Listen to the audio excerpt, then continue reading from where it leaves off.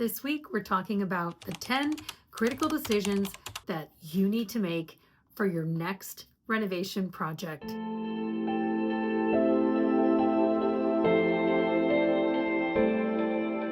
If you've been following me, you know that color and getting it right is a huge part of what I teach. But not only that, how to make the most timeless decisions, because there actually is a right way and a wrong way to do a renovation.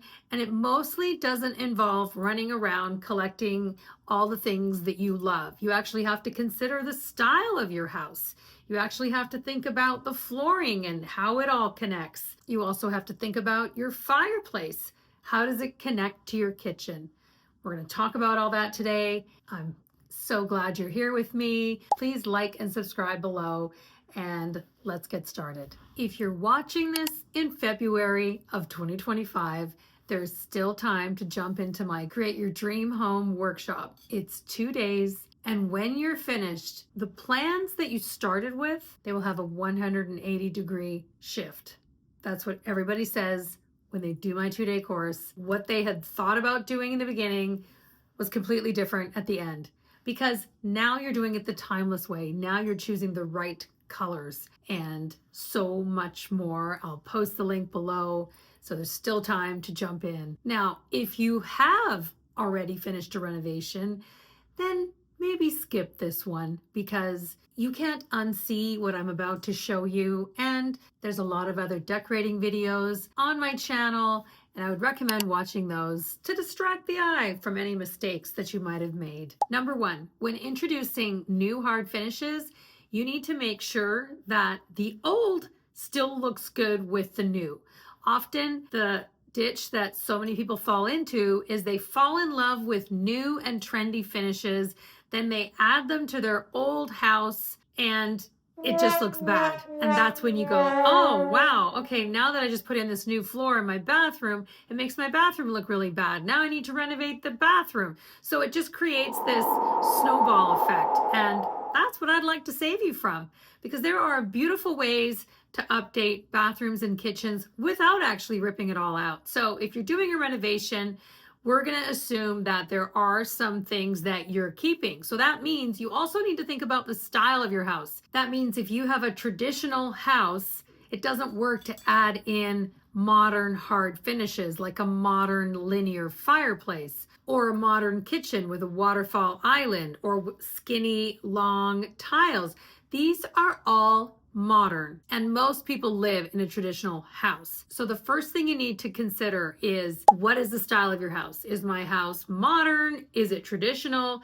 And make the right choices to begin with. I had a friend who went to church, and she had a couple come up to her and they said, can you please help us? Like, we cannot get along on anything.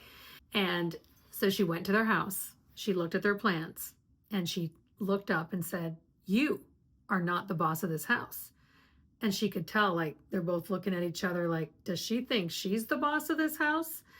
And she said, you're building a French country house and you're putting in linear fireplaces, a modern kitchen. Like, no, the interior of your house actually needs to match the exterior of your house.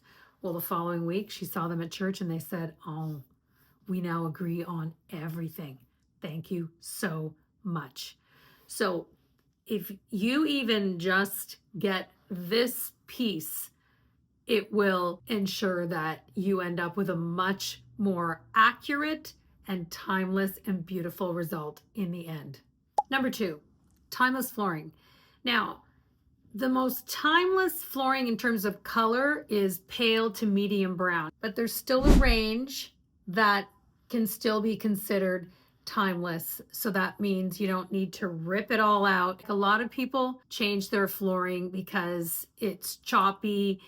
You've got different flooring everywhere. When I moved into my last house, I had different laminate in the hallway versus the family room and the primary bedroom. So it made a huge difference to just take it all out and put everything in the same. Now, there's even a lot of high-end homes that are putting in LVP now. So it really depends on your budget, because LVP has come a long way. I also sell a wood flooring guide. So if you want me to just tell you what the right flooring is, I'll post that link below if you need that resource. Number 3, coordinating your kitchen to your fireplace. Even if you can't see your fireplace from your kitchen, you still want it to look like it was all installed, matching the style of your home.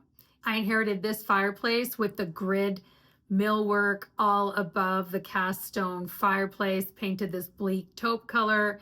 Look at it next to my kitchen, not so good. So I ripped it out, put in picture frame molding to match the rest of my house. Then I had my fireplace faux finish to look like Calcutta subway tile, and now I'm creating flow, and now my fireplace beautifully coordinates with my kitchen.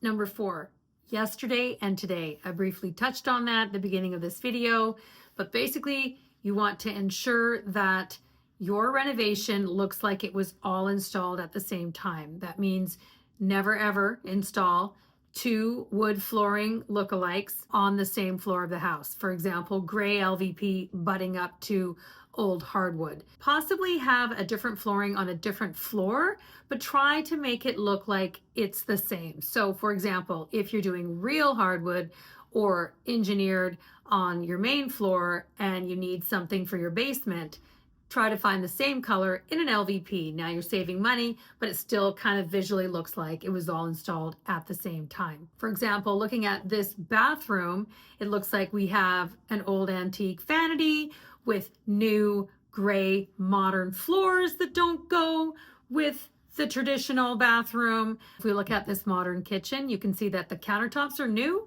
while everything else is old. That's the look you want to avoid.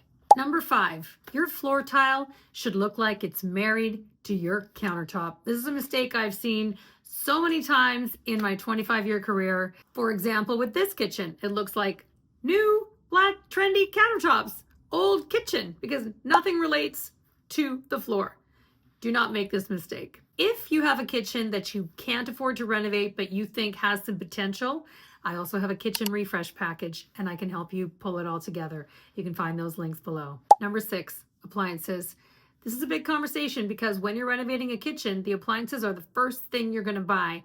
However, sometimes there's also a conversation called, well, I have an old appliance or 2 that actually they were expensive and I don't want to replace it. I want to wait for it to die. My advice there would be to make sure that it's not super visual. I know a lot of people do that. It kind of makes sense. Plus, appliances have maybe a 10-year shelf life anyway, if you're lucky. So it's not a terrible idea to keep an old appliance or 2 if they're not visually in your face. Basically, number 1, a paneled appliance is the best. However, it is the most expensive. Number 2, if you're doing white appliances, I would choose anything but white, just so you have a little bit of contrast and it looks like a designer was there. Number 3, if you go with black appliances, make sure you do black countertops so that you don't have a bunch of black holes in your kitchen.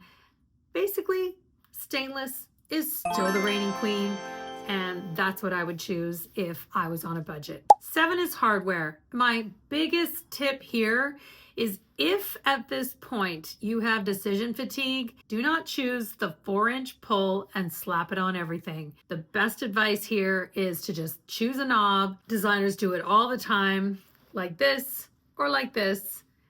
And also knobs look great in bathrooms. You just don't want your pull to visually take over the whole kitchen, which it often does, especially if you go with black. So that's one color I would also avoid unless you have a black countertop, like in this kitchen I did for a client. Number 8 is paint colors. Now, a lot of people think paint is the first choice that you make, but as I've said many, many times in the past, the more choices you've made for your home, like in terms of finishes, decorating that you've thought about before you actually start your renovation, the more custom your colors can be. Kind of like the ceiling in my dressing room and my bathroom. The reason why I could choose that yellow was because I already had the botanicals chosen, as well as the cute little yellow ottoman. And if you're making color decisions on a need to know right now basis with your builder or your painter breathing down your neck, Well, that's when your house has to get super, super neutral so that you can add to it later without a clash. My former house was painted taupe from top to bottom, inside, outside, super builder generic, and I would not recommend that. If you're planning a warm, modern neutral for your kitchen, similar to mine, in my collaboration with Sample Eyes, I've chosen 7 of the most perfect neutrals, and I've included those links below. Number 9 is lighting. Lighting in bathrooms is generally the bar light above the mirror. But if you want your bathroom to look like a designer was there, then you need to plan your mirrors and your sconces in advance because you need to get those boxes installed before the drywall goes up. Then you can have a look similar to my bathroom with sconces. It gives you soft lighting. The only place you need that recessed light is above the shower in your bathroom. And the only other place you need recessed lighting really is your kitchen, because lamps are what you need everywhere else. Your builder or your spouse or your contractor will fight you on this, but I'm telling you right now, you do not need 150 lights in your renovation.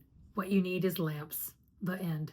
One more thing, my biggest tip when choosing lighting is do not choose the lighting with the bare clear bulbs.